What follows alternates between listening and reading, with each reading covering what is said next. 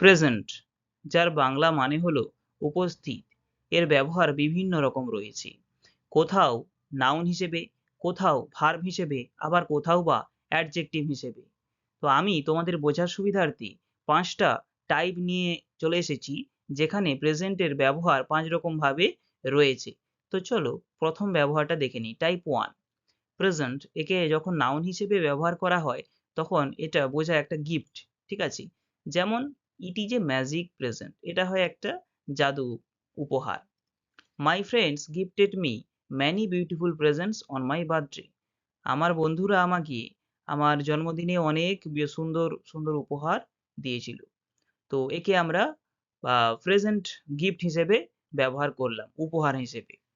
Type 2, type 2 তে রয়েছে present adjective হিসেবে ব্যবহার রয়েছে। এর মানে হলো অ্যাটেন্ড ফিজিক্যালি, অ্যাটেন্ড ফিজিক্যালি, ঠিক আছে? মানে সশরীরে উপস্থিত থাকা। যেমন আই এম প্রেজেন্ট স্যার, আমি উপস্থিত রয়েছি স্যার। টাইপ 3 দেখে নাও। প্রেজেন্ট, এখানে প্রেজেন্টকে ব্যবহার করা হয়েছে to indicate the ongoing time, একটা সময় বোঝাতে প্রেজেন্টকে ব্যবহার করা হয়েছে এবং এটি অ্যাডভার্বের মতন ব্যবহার হবে।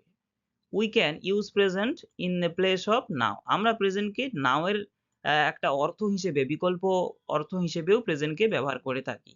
যেমন I am studying at present, আমি বর্তমানে পড়ছি।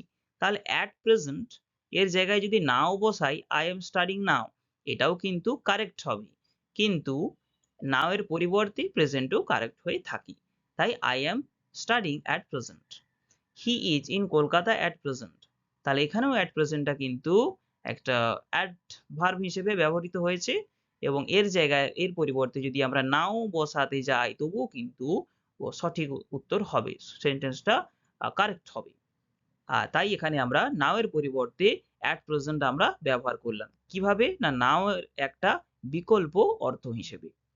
তারপরে দেখো টাইপ 4, টাইপ 4 এ প্রেজেন্টকে ভার্ব হিসেবে দেখানো হয়েছে।